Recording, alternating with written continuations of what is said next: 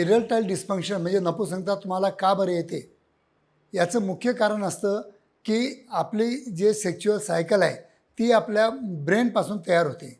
जर तुमच्या ब्रेनमध्ये अँक्झायटी असेल, डिप्रेशन असेल, तर ती सायकल तयार होणारच नाही आणि आपल्याला प्रॉपर इरेक्शन मिळणारच नाही. दुसरी गोष्ट, चांगले प्रॉपर थॉट येण्यासाठी, स्टिम्युलेशन होण्यासाठी आणि न्यूरोलॉजिकल स्टिम्युलेशन होण्यासाठी आपल्या शरीरामध्ये हार्मोन्सची जी मात्रा आहे ती प्रॉपर नॉर्मल लेवलमध्ये पाहिजे, तरच आपल्याला चांगले स्टिम्युलेशन मिळतात.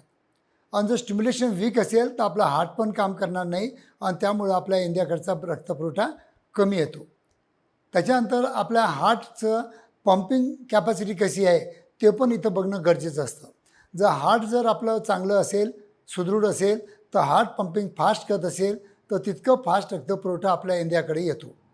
आणि चौथी गोष्ट की हार्टपासून तर आपल्या इंद्रियापर्यंत जे काही रक्तवाहिन्या असतात त्याच्यामध्ये काही ब्लॉकेज असतील किंवा ॲथरोस्क्लेरोसिस असेल तर कुठं ना कुठं अडथळे निर्माण झाल्यामुळं आपल्या इंद्रियाकडचा रक्तपुरवठा हॅम्पर होतो आणि या 4 कारणामध्ये कुठेही बाधा आली तर आपल्याला इरेक्टाईल डिस्फंक्शन किंवा नपुंसकता येते.